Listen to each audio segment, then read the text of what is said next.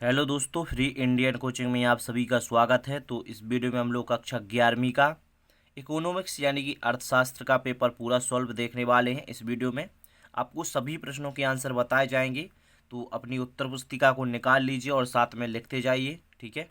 तो चलिए स्टार्ट करते हैं प्रश्न क्रमांक 1 से। तो इसके पहले यदि आप चैनल पर नए हो तो इसे जल्दी से सब्सक्राइब कर लीजिए, साथ में बेल आइकन जरूर प्रेस करें। और यदि आप राजनीति का पेपर का सॉल्यूशन देखना चाहते हो तो इस वीडियो के बाद आप डिस्क्रिप्शन में लिंक दी गई है, उस पर क्लिक करके देख सकते हो।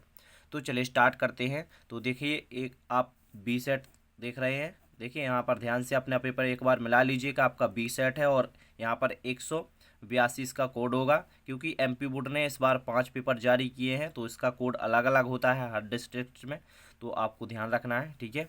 तो चलिए स्टार्ट करते हैं प्रश्न क्रमांक 1 से। तो यहाँ पर प्रश्न क्रमांक 1 में सही विकल्प दिए गए हैं, जिसमें से फर्स्ट दिया गया है सांख्यिकी गणना का विज्ञान है, किसका कथन है। तो यहाँ पर बताना है ए एल बाउले का कथन है। इसके बाद है प्रमाप विचलन हमेशा परिकलित किया जाता है तो माध्य से किया जाता है, तो इसका आंसर आप लगा दीजिए। इसके बाद है फिशर का सूचकांक कहलाता है तो आदर्श सूचकांक कहलाता है। इसके बाद है भारत में नीति आयोग कब बना था। तो 1 जनवरी 2015 में नीति आयोग बना था। इसके बाद प्रश्न क्रमांक 5 है जो प्राकृतिक पर्यावरण का अंग है, तो यहाँ पर उपयुक्त सभी हो जाएगा, ठीक है। अब बढ़ते हैं प्रश्न क्रमांक 2 की तरफ। तो प्रश्न क्रमांक 2 में रिक्त स्थान पूछे गए हैं, तो देख लीजिए। फर्स्ट पूछा गया है द्वितीय समंक खाली स्थान नहीं होते हैं, तो यहाँ पर इसका आंसर होगा मौलिक। क्या होगा, यहाँ पर आपको लिखना है मौलिक, इस प्रकार आपको लिख देना है, ठीक है। इसके बाद देखिए सेकंड, वर्ग अंतराल 15 से 20 का मध्य बिंदु कितना होगा। तो 15 से 20 का आपको यहाँ पर मध्य बिंदु बताना है, तो कितना होगा, यहाँ पर होगा 17.5 होगा इसका मध्य बिंदु, ठीक है। मध्य बिंदु बताना है, वर्ग अंतराल इसके बीच में का मध्य बिंदु, तो कितना होगा 17.5 होगा ना इसका।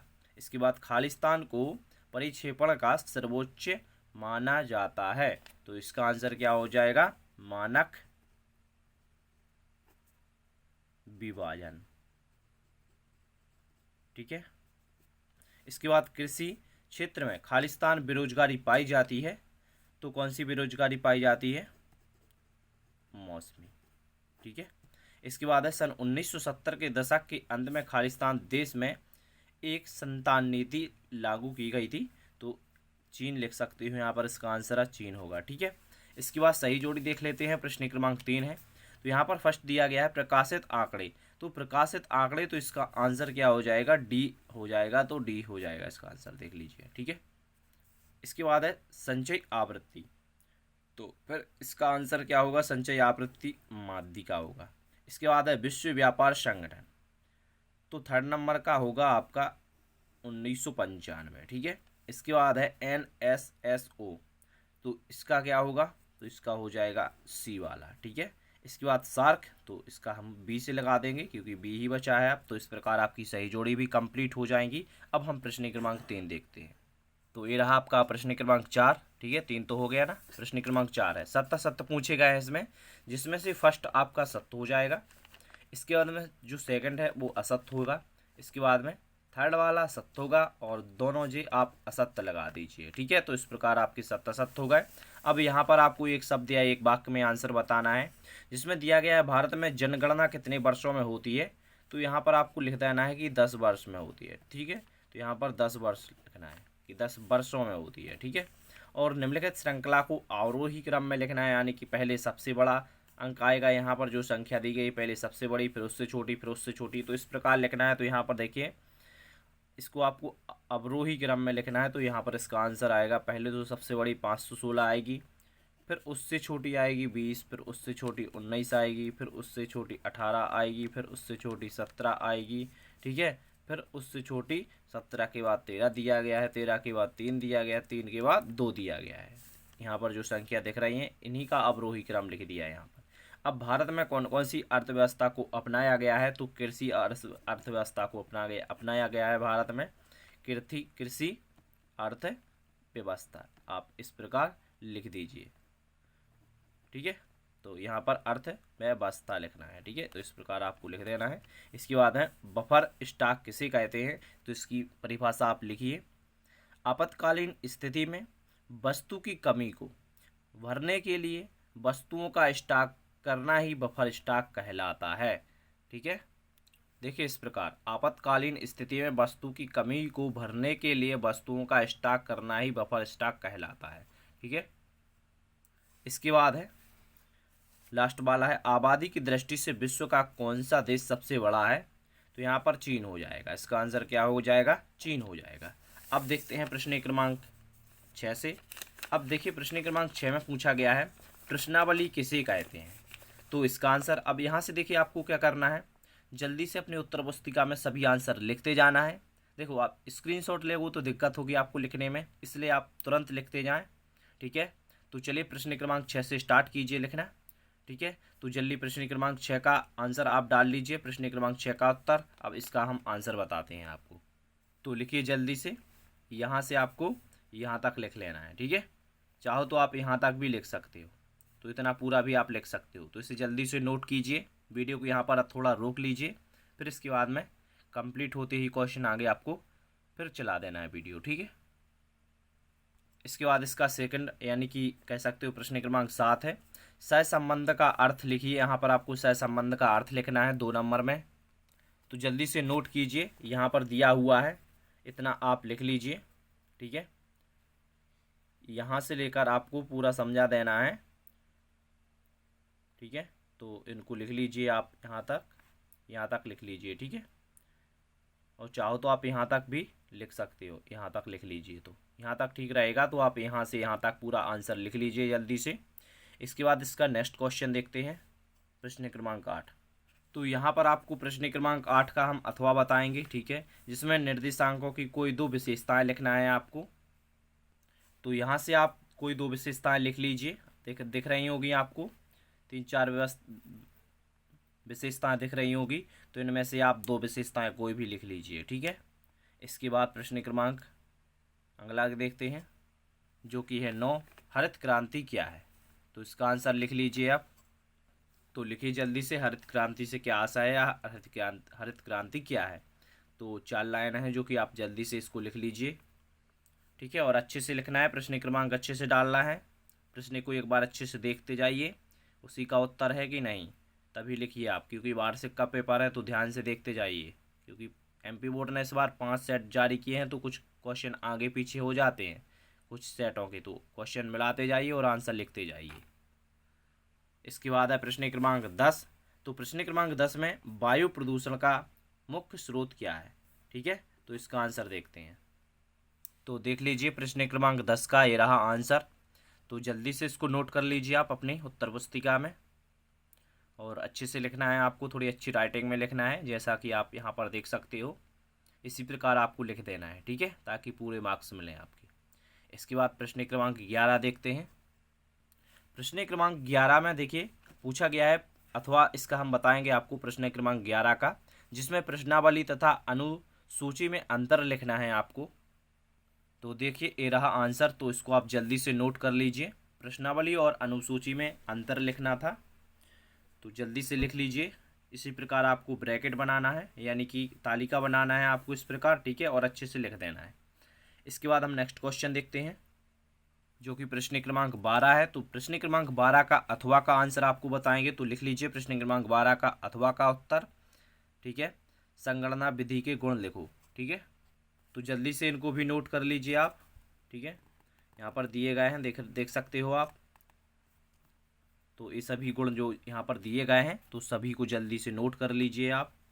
ठीक है, दिख रहा है ना, अच्छे से देख लीजिए एक बार ध्यान से, और सभी को नोट कर लीजिए, यानी कि अपनी उत्तर पुस्तिका में इनको जल्दी से लिख लीजिए। अब इसके बाद हम नेक्स्ट क्वेश्चन की ओर बढ़ते हैं, प्रश्न क्रमांक 13 है। अब हम यहाँ पर प्रश्न क्रमांक 13 का अथवा का आंसर बताएंगे, बहुलक के कोई 3 गुण लिखिए। ठीक है, तो बहुलक के आपको कोई 3 गुण लिखना है, और 3 मार्क्स का क्वेश्चन, तो जल्दी से लिख लीजिए। यहाँ पर दिए गए हैं बहुलक के गुण। अब बहुलक को देखिए भूस्टैटिक भी कहते हैं, तो बहुलक है जो, बहुलक के आपको यहाँ पर कोई 3 गुण यहाँ पर लिख देना है। 4 दिए गए हैं लेकिन 3 लिखना है, चाहो तो आप 4 भी लिख सकते हो, तो जल्दी से लिख लीजिए। इसके बाद हम प्रश्न क्रमांक 14 देखते हैं। तो प्रश्न क्रमांक 14 में देखिए क्या पूछा गया है, विश्व व्यापार संगठन के प्रमुख उद्देश्य क्या हैं? तो इसका आंसर देखिए, ये रहा आंसर, तो इसको जल्दी से नोट कीजिए, लिख लीजिए। ठीक है, और देखिए यहाँ तक आपको लिखना है विश्व व्यापार संगठन तक। इसके बाद में यहाँ पर 2 लाइनें कटी हुई हैं। इसके बाद आपको संगठन के बाद का से लिखना स्टार्ट करना है और लास्ट तक आप लिखते जाइए। ठीक है, वीडियो को रोक रोक कर लिखते जाइए। अब हम नेक्स्ट क्वेश्चन की ओर बढ़ते हैं। तो प्रश्न क्रमांक 15 है। अब प्रश्न क्रमांक 15 का हम अथवा यहाँ पर आंसर बताएंगे आपको, जिसमें सांख्यिकी के प्रमुख कार्यों को लिखना है यहाँ पर, और 4 मार्क्स का क्वेश्चन है। तो देखिए सांख्यिकी के यहाँ पर 2 कार्य दिए गए हैं, 2 कार्य लिखिए, लेकिन यहाँ पर देखिए 1 2 3 कार्य दिए गए हैं। तो आप जल्दी से तीनों को लिख लीजिए, और क्वेश्चन में भी आपको 3 कार्य लिख देना है। और इतना लिखने के बाद आप एक आध बुक देख लीजिए, आपके पास जो भी बुक या फिर गाइड होगी, तो उसमें से 1-2 गुण और लिख देना है, क्योंकि 4 मार्क्स का क्वेश्चन है तो अच्छे से लिखना है। ठीक है, इसके बाद प्रश्न क्रमांक 16। ठीक है, तो इसका आंसर आपको मैं अगले वीडियो में एक बता दूंगा। और प्रश्न क्रमांक 17 देखते हैं आप। प्रश्न क्रमांक 17 है, कृषि भारतीय अर्थव्यवस्था की रीढ़ की हड्डी होती है, क्यों? या फिर इसका एक अथवा दिया गया है। तो मैं यहाँ पर आपको अथवा वाला आंसर बताने वाला हूँ प्रश्न क्रमांक 17 का, जिसमें औद्योगिक नीति संकल्प 1956 की क्या उद्देश्य थे, तो उद्देश्य बताना है। तो ये रहा प्रश्न क्रमांक 17 का अथवा का उत्तर।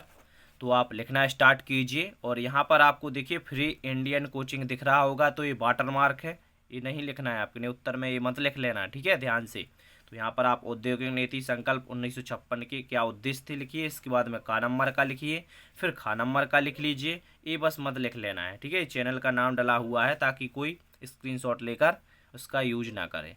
ठीक है, नंतर कई लोग क्या करते हैं कि वीडियो अपना खुद का बना लेते हैं स्क्रीनशॉट लेकर, वो अपना कंटेंट खुद का नहीं बनाते हैं, तो इसीलिए आपको लिखा गया है यहाँ पर। ठीक है, तो इसका आंसर आप लिखते जाइए, आपको इससे कोई मतलब नहीं है। अब आप तो अपना आंसर देखते जाइए। ठीक है, चलिए इसके बाद नेक्स्ट क्वेश्चन प्रश्न क्रमांक 18 है। अब इसमें आपसे पूछा गया है भारत में आर्थिक सुधार क्यों प्रारंभ किए जाते हैं। तो अपने एक बार क्वेश्चन पेपर में देख लीजिए, आपका यही क्वेश्चन है, तो इसका आंसर देखते हैं। तो लिखना स्टार्ट कीजिए, बड़ा क्वेश्चन है थोड़ी, तो जल्दी से आप लिखते जाइए। ठीक है, वीडियो को रोक रोक कर आप लिखते जाइए। इसमें 5 पॉइंट दिए गए हैं, तो पाँचों लिखना है, क्योंकि दीर्घोत्तरीय प्रश्न है, तभी आपको पूरे मार्क्स दिए जाएंगे। ठीक है, तो लिखते जाइए, वीडियो को रोक रोक कर लिखना है लेकिन। ठीक है, तो इसके बाद हम नेक्स्ट क्वेश्चन की ओर बढ़ते हैं। प्रश्न क्रमांक 19 है। तो प्रश्न क्रमांक 19 का यहाँ पर हम अथवा का आंसर बताएंगे, जिसमें पूछा गया है किसी व्यक्ति के लिए कार्य के दौरान प्रशिक्षण क्यों आवश्यक होता है। तो इसका आंसर देख लीजिए, ये रहा प्रश्न क्रमांक 19 का अथवा।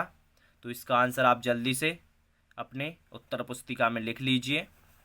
ठीक है, तो लिखते जाइए, वीडियो को रोक रोक कर आपको लिखना पड़ेगा। ठीक है, इसके बाद प्रश्न क्रमांक 20 देखते हैं। प्रश्न क्रमांक 20 में पूछा गया है पर्यावरण प्रदूषण के विभिन्न प्रकारों का यहाँ पर आपको वर्णन करना है। ठीक है, तो लिखना स्टार्ट कीजिए यहाँ से। ठीक है, वही क्वेश्चन है, प्रदूषण के प्रकार का वर्णन करना था, तो पहले आप प्रदूषण से आशय भी लिख लीजिए साथ में। इतना लिखने के बाद इसका प्रकारों का वर्णन भी आपको करना पड़ेगा, तो देख लीजिए, ये रहा। तो लिखते जाइए, सभी पॉइंट आपको लिखना है जी, सभी 1 2 3 4 जो कि दिख रहे होंगे आपको, तो सभी लिख लीजिए यहाँ तक। ठीक है, 4 तक, तो यहाँ तक आप सभी को जल्दी से लिख लीजिए। इसके बाद अगला क्वेश्चन देखते हैं। तो प्रश्न क्रमांक 21 है। तो प्रश्न क्रमांक 21 का हम अथवा वाला देखेंगे। ठीक है, तो इसका आंसर देखिए आप, ये रहा, जल्दी से आप लिख लीजिए प्रश्न क्रमांक 21 का अथवा का उत्तर। ठीक है, इसी प्रकार अपने पेपर में डाल देना है प्रश्न क्रमांक 21 का अथवा का उत्तर। ठीक है, ऐसा ही करना है ताकि पेपर चेक करने वाला समझ जाए कि ये किसका उत्तर है। ठीक है, तभी आपको पूरे मार्क्स दिए जाएंगे। तो ध्यान रखना है, वार्षिक बोर्ड है और आपका, तो ध्यान से पेपर करना है। तो इसका आप स्क्रीनशॉट भी ले सकते हो या फिर आप लिख लीजिए। इसके बाद प्रश्न क्रमांक 22 है, जिसमें आपको बताना है दंड चित्र क्या होते हैं, कितने प्रकार के होते हैं। तो देखिए इसका उत्तर, प्रश्न क्रमांक 22 का उत्तर, तो जल्दी से लिखते जाइए। ठीक है, लंबा क्वेश्चन है ये भी थोड़ा, तो इसको आप जल्दी से इतना लिख लीजिए। इतना लिखने के बाद आपको यहाँ पर लिखना पड़ेगा पूरा। इसके बाद यहाँ से लिखते जाइए, तो यहाँ तक आपको पूरा लिख देना है। ठीक है, तो ये आपका कंप्लीट हुआ। इसके बाद में नेक्स्ट क्वेश्चन, तो प्रश्न क्रमांक 23 है। ठीक है, तो प्रश्न क्रमांक 18 और 23 दोनों न्यूमेरिकल क्वेश्चन है, जिसका सॉल्यूशन मैं नेक्स्ट वीडियो में आपको दे दूंगा। ठीक है, इसलिए आप चैनल को जल्दी से सब्सक्राइब कीजिए, साथ में बेल आइकन जरूर प्रेस कर लेना है ताकि इस वीडियो की नोटिफिकेशन आपके पास पहुंच सके। ठीक है, तो इन दोनों का न्यूमेरिकल क्वेश्चन है जो कि मैं आपको सॉल्व करके बताऊंगा। ठीक है, तो प्रश्न क्रमांक 24 का आंसर देखते हैं। तो चैनल को सब्सक्राइब जरूर कीजिए और टेलीग्राम पर भी जुड़ जाइए, हो सकता है मैं वहाँ पर इसका सॉल्यूशन अपलोड कर दूँ, तो ध्यान से आपको सब्सक्राइब जरूर कर लेना है। और यहाँ पर देखिए प्रश्न क्रमांक 24 का हम अथवा बताएंगे, जिसमें यहाँ पर इसका आंसर आपको बताया जाएगा। तो देखिए यहाँ पर प्रमाण प्रचलन के कोई 3 गुण दिए गए हैं, लेकिन आपको 5 लिखना है, तो 3 आप यहाँ से लिख लीजिए, 3 और एक 4 दिया गया है। ठीक है, यहाँ पर 4 गुण दिए गए हैं, 1 2 3 4, लेकिन आपको 5 लिखना है, तो 4 तो ए लिख लीजिए और एक और आपको लिखना पड़ेगा, तो आप अपनी बुक को खोल कर देख लीजिए। ठीक है, या आपके पास कुछ भी गाइड वगैरह होगी तो उसमें देख लीजिए, शिवलाल वगैरह की या नवबोध की होगी, तो 4 तो इसमें से आप जल्दी से इनको लिख लीजिए। ठीक है, इसके बाद प्रश्न क्रमांक 25 देखते हैं। तो प्रश्न क्रमांक 25 में पूछा गया है, भारतीय अर्थव्यवस्था का ब्रिटिश साम्राज्य के 5 हानिकारक प्रभाव लिखना है। तो देखिए लिखना स्टार्ट कीजिए। ठीक है, ब्रिटिश शासन का भारतीय अर्थव्यवस्था पर प्रभाव। ठीक है, तो यही प्रभाव है, तो इनको आप जल्दी से नोट कर लीजिए, अपनी उत्तर पुस्तिका में सभी को लिखते जाइए। ठीक है, सब कुछ यहाँ पर दिया हुआ है, आपको बस लिखना बस है। तो 6 के 6 पॉइंट आप लिख लीजिए ताकि आपको पूरे मार्क्स दिए जाएँ। इसके बाद प्रश्न क्रमांक 26 है, लास्ट क्वेश्चन है। तो चलिए इसका आंसर देख लेते हैं। वैश्वीकरण एक चेतावनी है, किस प्रकार है समझाइए। 5 मार्क्स का क्वेश्चन है, तो आपको अच्छे से लिखना है, अच्छी राइटिंग में लिखना है, और जल्दी से लाइक कर दीजिए वीडियो को, और अपने दोस्तों में यार से ज़्यादा शेयर जरूर करना है, क्योंकि बहुत मेहनत से इसका सॉल्व मैंने बनाया है। ठीक है, इसका सॉल्यूशन का आपको यूट्यूब पर वीडियो मुश्किल से मिलेगा शायद, क्योंकि इसका सॉल्यूशन अभी तक किसी ने नहीं बनाया पूरा। तो ये रहा भैया आंसर, तो इसको आप जल्दी से वीडियो को रोक रोक कर लिखते जाइएगा। ठीक है, प्रश्न क्रमांक 26 का उत्तर है, तो ध्यान से अच्छे से लिखना है जैसा कि यहाँ पर लिखा हुआ है, तो लिखते जाइए। ठीक है, और वीडियो को लाइक भी कर दीजिए, और अपने दोस्तों में यार ज़्यादा से ज़्यादा इसे शेयर करें ताकि वो भी अपना पेपर अच्छे से सॉल्व कर चुके, यानी कि कर लें। ठीक है, वार्षिक का पेपर है, तो आपको अच्छे से सॉल्व करना है, भले ही ओपन बुक है लेकिन चेक तो वो अच्छे से होगा, तो आपको अच्छे से करना पड़ेगा। तो इस प्रकार आपका ये पेपर कंप्लीट हुआ, तो जल्दी से सब्सक्राइब जरूर करें। Thank you. राजनीति का पेपर देख सकते हो आप, स्क्रीन पर दिख रहा है। Okay, thank you.